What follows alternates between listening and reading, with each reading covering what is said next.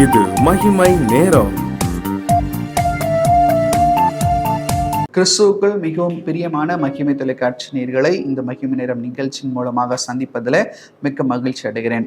பிரியமானவர்களே, இந்த நிகழ்ச்சி நிச்சயமாக நம்முடைய ஆவிக்குரிய வாழ்விற்கு பிரயோஜனமாக இருக்கும் என்று சொல்லி கர்த்தருக்குள் நான் விசுவாசிக்கிறேன்.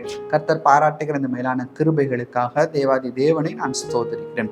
இந்த வாரத்திலும் கூட நல்ல சமாதானனுடைய ஓமையின் மூலமாக, அந்த ஓமையில் வரும் கதாபாத்திரங்கள் மூலமாக கர்த்தர் நம்மோடு கூட பேசி கொண்டிருக்கிறார். பிரியமானவர்களே, ஒவ்வொரு கதாபாத்திரங்களின் மூலமாக நம்முடைய ஆவிக்குரிய வாழ்க்கையில ஒவ்வொரு மாற்றத்தை கர்த்தர் கொண்டு வர சித்தமாக இருக்கிறார். இந்த ஓமையை ஒரு முழு தொகுப்பாக பார்ப்பதை விட, ஒரு முழு கதையாக நாம் பார்ப்பதை விட, ஒவ்வொரு கதாபாத்திரங்களை தனித்தனியாக பார்த்து எல்லா கதாபாத்திரங்களும் நம்முடைய வாழ்க்கையில அது பொருந்தும். ஒருவேளை இந்த இடம் தான், இதுதான் நான், இது இயேசு என்று சொல்லி அப்படி அல்ல.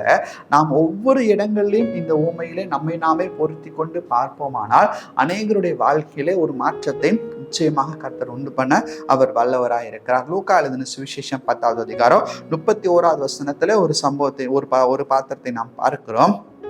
அப்பொழுது தற்செயலாய் ஒரு ஆசாரியன் அந்த வழியே வந்து அவனை கண்டு பக்கமாய் விலகி போனான். பிரியமானவர்களே, இந்த நல்ல சமாரியனுடைய ஓமை நம்ம எல்லாருக்கும் தெரியும். இதுல என்ன பார்க்கிறோம்? ஒரு மனிதன், அவன் எருசலேமிலிருந்து எரிகோவுக்கு போகிறான். எருசலேம் ஆண்டவருடைய இடமா இருக்கிறது, அங்க சர்ச் இருக்கிறது, ஆண்டவருடைய காரியங்கள் எல்லாம் அங்க நடக்கிறது.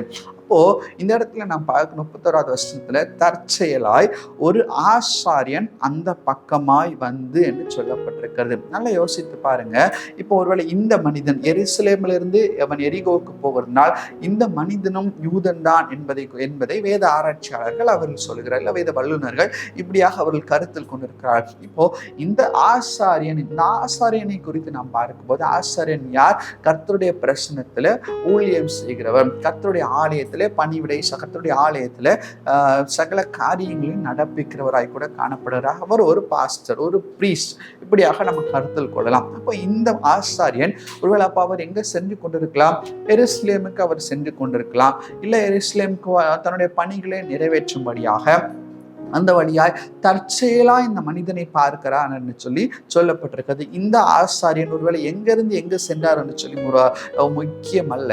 ஆனால் நாம் ஒருவேளை இவரை குறித்து ஒரு கருத்தில் கொண்டு இவர் ஆலயத்திற்கு பணிவிடைகளை நிறைவேற்றும்படியாக அந்த நாளில் எருசலேமுக்கு சென்று கொண்டிருக்கலாம் என்று சொல்லி நாம் யோசிக்கலாம். இல்லை என்றால் பணிவிடைகளை முடித்து கொண்டு கூட வேற எங்கேயாவது சென்று கொண்டிருக்கலாம். எப்படியோ இவருடைய வாழ்க்கையில ஒருவேளை முன்னாக இல்ல பின்னாக கர்த்தருக்கு பணி செய்கிறதான ஒரு சூழ்நிலை இந்த சம்பவத்திற்கு முன்பாக இல்ல பின்பதாக நிச்சயமாக நடந்திருக்கும். அது நமக்கு தெளிவு.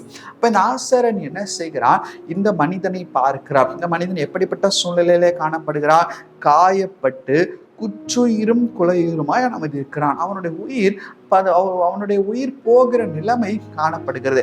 அப்ப அப்படிப்பட்டதான நிலைமையில இருக்கிறதான இந்த மனிதனை பார்த்து, அந்த மனிதனும் யூதன் தான், இந்த ஆசாரியனும் யூதன் தான் என்று சொல்லி வேத ஆராய்ச்சியாளர்கள் சொல்லுகிறார். அப்ப இந்த மனிதனை பார்த்து அவன் என்ன செய்கிறான்?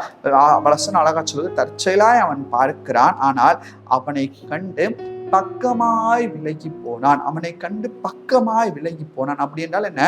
அவன் பக்கத்துல வந்து அவனுக்கு ஏற்ற உதவிகளை செய்யாதபடிக்கு அவன் என்ன செய்கிறான்? விலகி போகிறான். இன்னைக்கு இந்த ஆசாரியனை எடுத்து போட்டு நம்மை நாமே அந்த இடத்துல நாம் வைத்து பார்ப்போம். எது முக்கியம்? நம்முடைய வாழ்க்கையில எது முக்கியம்? ஒருவேளை இந்த ஆசாரியன் சர்ச்சுக்கு தான் போகிறான், ஆலயத்திற்கு தான் போகிறான் என்றே நாம் வைத்துக் கொள்வோமே.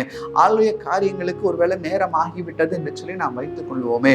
இல்லை என்று சொன்னால் இவருடைய பணியை நிறைவேற்ற வேண்டும் என்பதற்கு இவர் வேகமாக சென்று கொண்டிருக்கலாம் என்பதாக நாம் புரிந்து கொண்டாலும் கூட, இப்போது ஒரு மனிதனை ஆண்டவர் அவனுக்கு காட்டுகிறார். அந்த மனிதனுடைய வாழ்க்கையில அவனுடைய உயிர் போகிற தருவாயில அவன் இருக்கிறான். அந்த சூழ்நிலையிலும் கூட இந்த ஆசாரியன் என்ன செய்கிறான்? பக்கமாய் அவன் விலகி போகிறான். அப்படி என்றால் என்ன? அவன் எதற்கு பிரதானம் கொடுக்கிறான்? எதற்கு முக்கியத்துவம் கொடுக்கிறான்? இதனுடைய அருகில் இருக்கிறதான அந்த சகோதரனை அவனால் காப்பாற்ற இயலவில்லை. ஆனால் இன்னும் அவன் பிரயாணம் செய்து ஒருவேளை இன்னும் தூரமாக சென்று மலையின் மேல் இருக்கிற, அதாவது எருசலேமில் இருக்கிற அந்த ஆலயத்திலே அவன் பணி செய்ய வேண்டும். யாருக்கு பணி செய்ய வேண்டும்? கர்த்தருக்கு பணிவிடை செய்ய வேண்டும். அவன் ஆசாரியன் ஆண்டவருக்கு சொல்லி தூபம் காட்டி ஆண்டவருடைய காரியங்களை ஆலய ஆலயத்திலே செய்ய வேண்டும் என்றுதான் அவனுக்கு பிரதானம் இருந்தது. யோசித்து பாருங்க, அருகில் இருக்கிறதான மனிதனை அவனால் நேசிக்க முடியவில்லை. ஆனால் அவன் வேற ஏதோ நான் ஆண்டவருக்காக செய்ய போகிறேன் என்று சொல்லி அநேக காரியங்களை செய்ய முற்படுகிறதை நாம் பார்க்கிறோம். இன்னைக்கு ஒருவேளை இதே சூழ்நிலை நிறைய நேரத்துல நமக்கும் வந்திருக்கும்.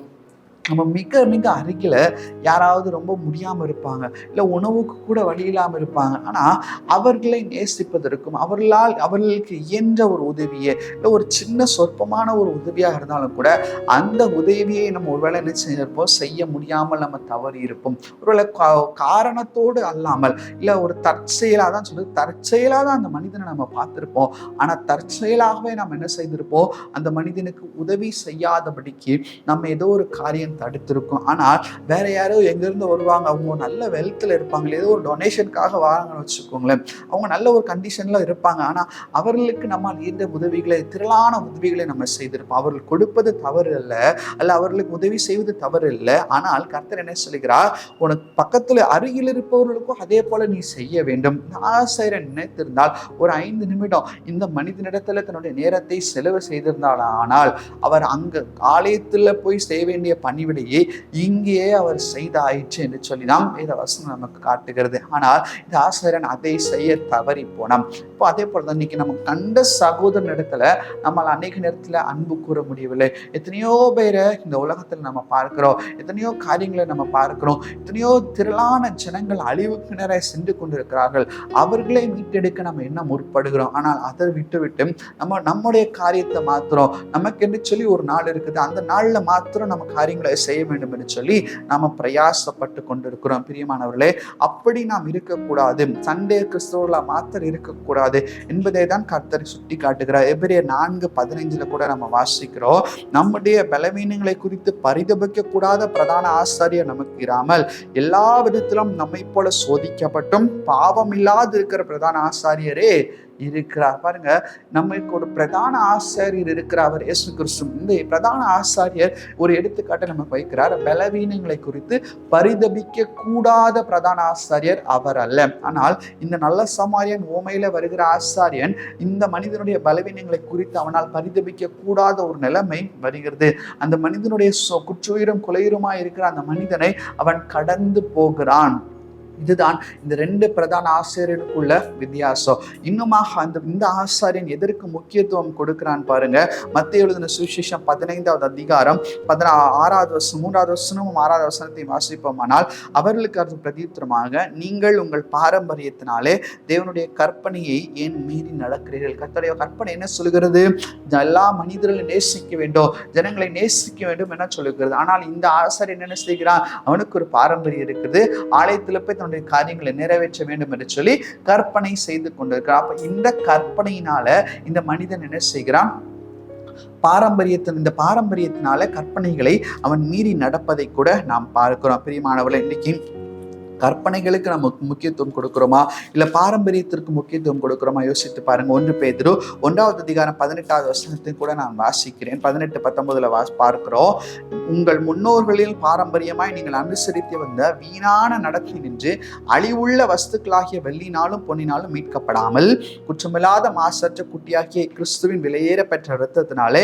மீட்கப்பட்டீர்கள் என்று அறிந்திருக்கிறீர்களே. பிரியமானவர்களே, அப்ப இன்னைக்கு பாரம்பரியத்தினால் நம்ம மீட்கப்படல, இயேசுவின் இரத்தத்தினால மீட்கப்பட்டிருக்கிறோம். இயேசுவின் இரத்தமானது எனக்குள்ளாக ஊற்றப்பட்டிருக்குது, அவருடைய அன்பானது எனக்குள்ளாக ஊற்றப்பட்டிருக்கிறது. அப்போ எனக்கு ஒருவேளை நாங்கள் ஆலயத்துக்கு நேரம் ஆயிடுச்சு, இல்லை என்னுடைய வேலைக்கு நேரம் ஆனாலும் கிறிஸ்துவின் அன்பு என்னை நெருக்கி ஏவுகிறபடினால் நான் பக்கத்துல இருக்கிற சகோதரனை முதலாவது என்ன செய்ய வேண்டும், காப்பாற்ற வேண்டும். என் பக்கத்து வீட்டுக்காரங்களை நான் ரட்சிக்க வேண்டும். அப்படி இல்லாதபடிக்கு நான் ஆலயத்துல போய் நான் ஜோம் பண்ணி, இல்லை ஆலயத்தை போய் பிரசங்கம் பண்ணி என்ன பிரயோஜனம் யோசித்து பாருங்க. அப்போ நம்ம எல்லாரிடத்திலும் சக மனிதர்களிடத்துல எல்லாரையும் ஒன்று போல நினைத்து அவர்களுக்கு ஏற்ற உதவிகளை நாம் செய்து கிறிஸ்துவின் அன்பை அவர்களுக்கு வெளிக்காட்ட வேண்டும் என்றுதான் கர்த்தர் நம்மோடு கூட பேசிக் கொண்டிருக்கிறார். இந்த ஆசாரியன் அதை செய்ய தவறி போன நினைவுதான் பக்கமாய் விளங்கி போனான்னு சொல்லி ஆண்டவர் சொல்லியிருக்கிறார். இன்னைக்கு நாமும் கூட அப்படி விலகாதபடிக்கு உறுதியாக ஆண்டவருடைய அன்பை பெற்றுக்கொண்டு நாம் அதை மற்றவர்களுக்கு பிரகாசிக்க பிரதிபலிக்க நாம் முற்படுவோம். கர்த்ததாமே அதற்கேற்ற கிருபைகளை நமக்கு தந்து வழி நடத்துவாராக. கண்களை மூடி ஜெபிப்போம்.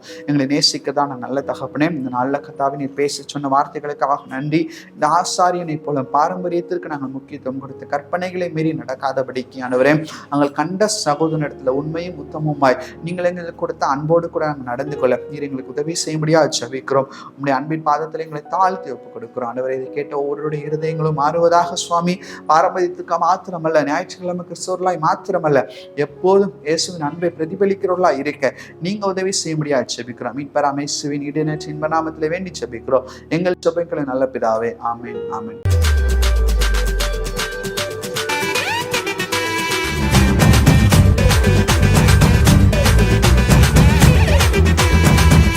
மகிமை மகிமை